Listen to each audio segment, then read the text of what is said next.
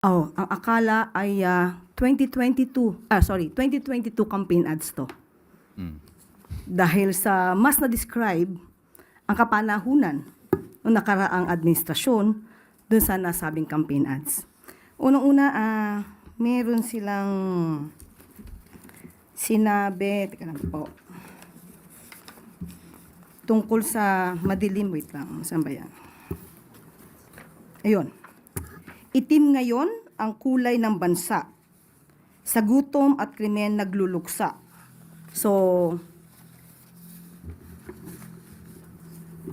pag sinabi ba natin na itim ngayon ang kulay, mas madidescribe siguro natin nung nakaraang administrasyon na sobrang itim at ngayon ay papaliwanag sa panahon ng kasalukuyang administrasyon.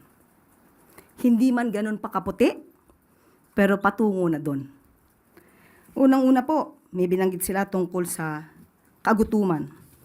Tandaan po natin na ayon po sa records na rin po na naibaba ang poverty incidence sa panahon ng 2023, 15.5% in 2023 mula sa 18.1% in 2021. You are citing data from? Okay, this is from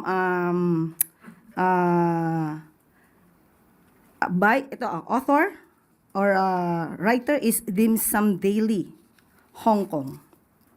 Okay? Meron din po tayo dito. Ito po ay galing din mismo sa report din po ni Secretary Balisacan. Okay? Meron din po tayo dito na pinalabas. Ito naman ay galing kay Philippine Star, Delon Porcalia. Meron pong naitala na 7.2 trillion na utang ang dating administrasyon at dahil po dito ay patuloy pa rin po natin binabayaran sa kasalukuyang administrasyon. At sinasabi nila na tungkol sa krimen, tandaan po natin na meron din po na pinalabas na statistics at ito'y inayunan na rin po ng matagal ni Senate President Chis Escudero na sa panahon po ngayon ay mas mababa po ang crime rate as compared po sa karaang administrasyon. At sinasabi rin po ni Senator Amy, gutom na ang sikmura. Pinaliwanag ko na po yan about the poverty incidents. At gutom pa sa hustisya.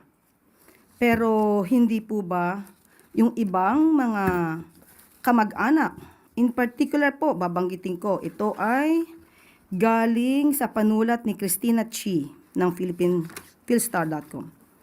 Sinabi po ni, and I quote na po sa kanyang panulat, Dalia Cuartero, whose son was killed during a drug operation in 2016, described feeling overwhelmed with tears of joy, tears upon hearing of Duterte's arrest.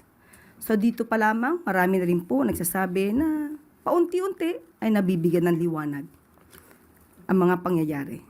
So, mas maganda po siguro mabanggit natin na ang mga botante po dapat ay maging, kukunin ko po yung sticker na nakasulat kay Madam, maging mapanuri. Huwag pong magpaloko sa mga sinasabi sa iilang campaign ads. Alamin ang katotohanan, iwasan ang fake news. Dignidad mo, boto mo. Kinopya ko po yan lahat mula sa kanyang sticker.